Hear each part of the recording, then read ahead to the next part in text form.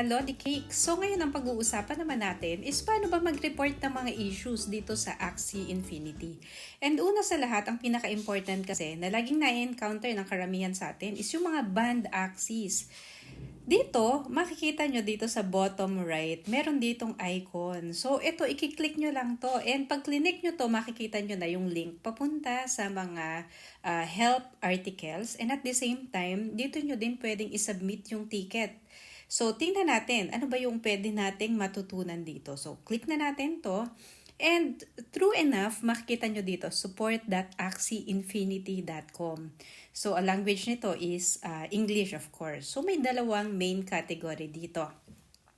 Yung una, of course, is all about Axie Infinity. All help articles related sa gameplay. Yung isa naman is tungkol sa Ronin wallet natin.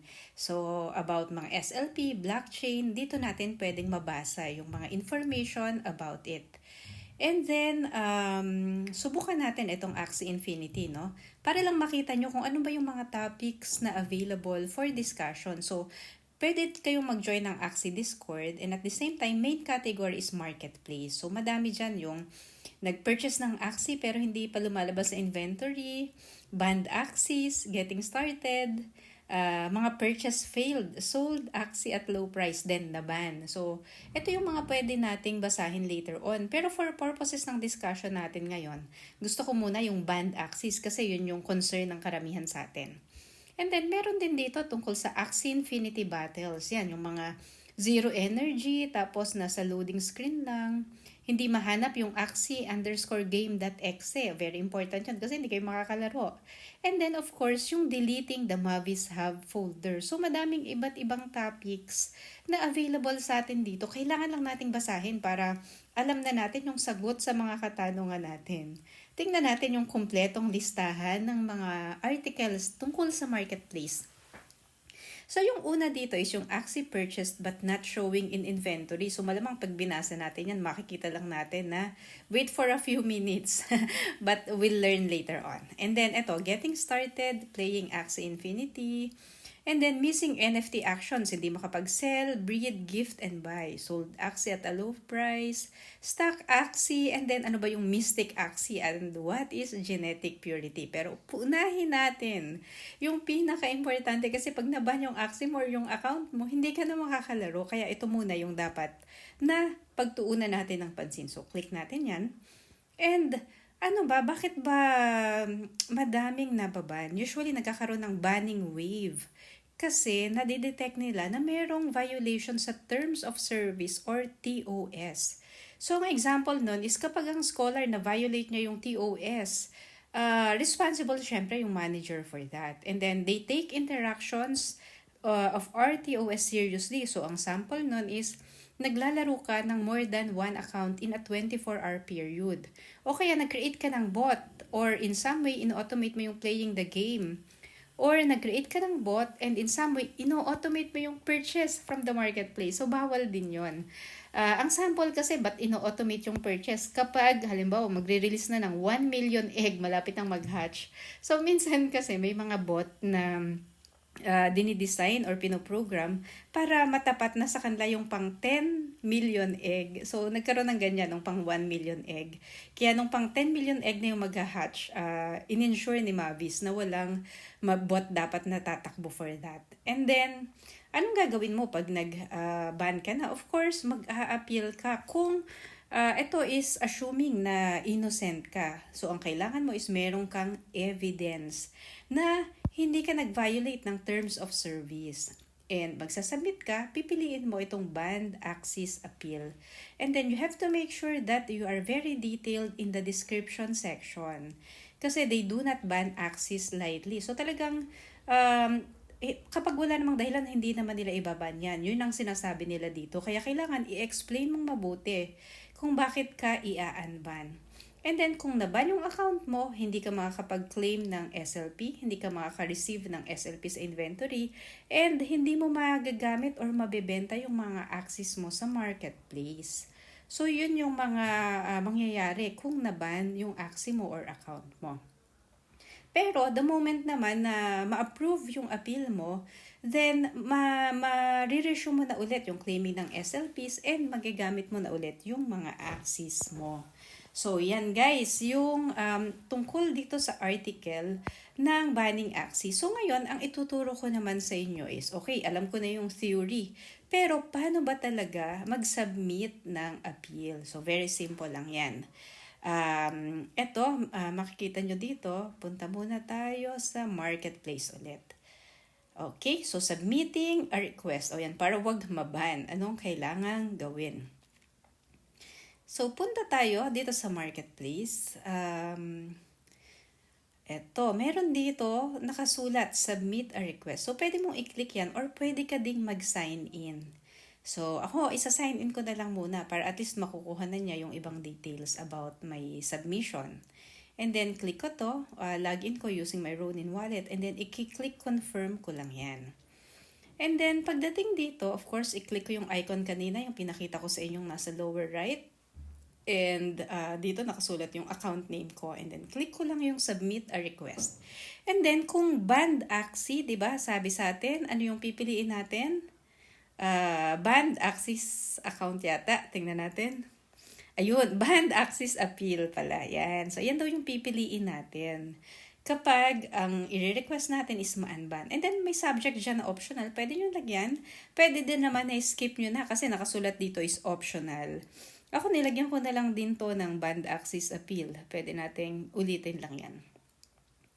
Ayan. And then, may mga suggested articles. Pero syempre, I think at this point, no need na for you to read this. Kasi, ibig sabihin, na-ban na kayo. So, kailangan mo nang magbigay ng dahilan bakit ka nag-a-appeal. And then, you have to provide yung in-game name. So, ano ba yung in-game name mo? So, pupunta ka dito sa account mo, di ba? Nag-login ka kanina dito. Pag nag-login ka dyan, yan, ako, ang in-game name ko dito sa account na to is Lunasian001. So, ilalagay ko lang yan dito sa appeal natin. Ito, in-game name. So, Lunasian001. And then, Ethereum address, there's no need for us to indicate it anymore. Ito yung connection niya before kay MetaMask. Yung Ronin address na lang ang ilalagay ko. So, ikakopy ko to. And then, ipipaste ko siya dito. Yan. So, nandyan na yung Ronin address. And, Axie ID. So, depende ilang Axie ba yung i-a-appeal mo. Isa ba yan? Dalawa? Tatlo? Or more than one? Kung more than one, dapat meron siyang comma. So, tingnan natin. Ito, kunwari lang guys, kasi hindi naman naban yung Axie ko. Pero, sampulan lang natin. Ito, click tayo dito. Kunwari, itong aqua natin. So, saan ba makikita yung ID? So, ang pangalan niya is Sleep Meta, pero dito sa taas yung may kulay. Yan yung tinatawag na Axie ID. So, yun yung kokopyahin mo. And then, ipipaste mo dito. And, kunwari, dalawa yung Axie ko na i-a-appeal. So, lalagyan ko to ng comma. Tapos, kukuhanin ko ulit yung isa pang Axie ID. So, yan. So, ito, ang name nito, hindi napalitan. So, therefore, ang default niyan is yung name niya is yung ID. So, ikokopihin ko din yan, yung 438-38224, and then ipipaste ko dyan yan. So, kunwari, dalawang Axies ang i-a-appeal ko. So, ngayon, ang sabi nila sa description daw, you have to provide the details. So, ano yung justification mo? Bakit ka nagre-request ng appeal? So, ang assumption dito is innocent ka, diba? So, ito, pwede nyo itong kopyahin, guys. Ito, lalagay ko lang dito. Dear SkyMavis, kasi syempre may tao pa ding nagbabasa niyan. Kaya dapat marespeto pa din kayo sa mga email nyo. And then, I would like to appeal my Axies to be unbanned. And then, sasabihin mo dito, kung hindi ka talaga nag-violate, ilagay mo, I did not violate any provisions in the terms of service. I did not play on multiple accounts. Yan, I did not play multiple accounts. So, yan yung mga bawal na bawal, di ba? And then, I also did not gift my Axies. Ito, minsan bawal din to, di ba? Yung lalaruin mo kagad, lalo na kung nalaro mo na sa isang account, tapos i-gift mo and then lalaruin ulit. I also did not gift my Axies and transfer them to different accounts to gain energy. So, yun yung mga bawal, di ba? Minsan pinapasa nila sa isang account yung mga Axies nila para maging 10 yung Axie and then makaka 40 energy yung isa. So, yung mga ganong actions ang pinagbabawal ni SkyMavis. And then, please help me, kasi syempre humihingi ka ng tulong sa kanila.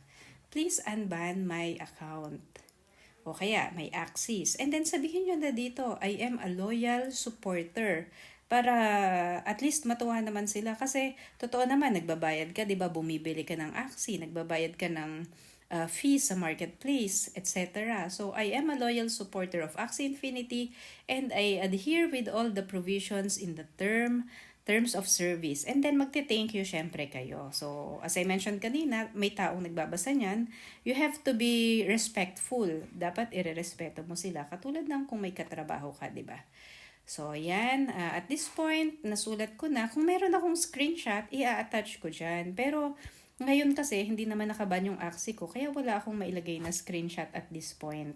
Pero, pwede kayong mag-add dito ng file. Ito sa baba, meron ditong attachments. Optional. Add file or drop files here. So, yun yung pwedeng next step na gagawin. Pero ako, wala naman akong attachments. Pero, better kung mag-attach kayo ng picture kapag nag-submit kayo.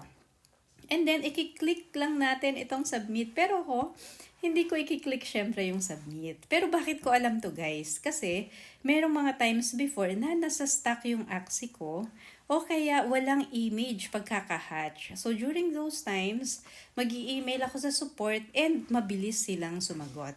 Automatically, yung naka-register sa inyo na email address sa inyong marketplace account, i-email nila yon na magre-respond daw sila and someone is already looking at your request.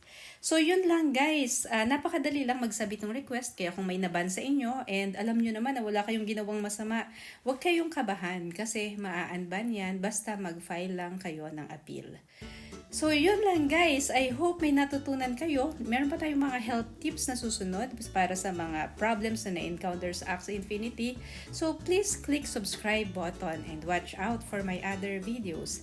This is Manager signing off. Thank you. Bye!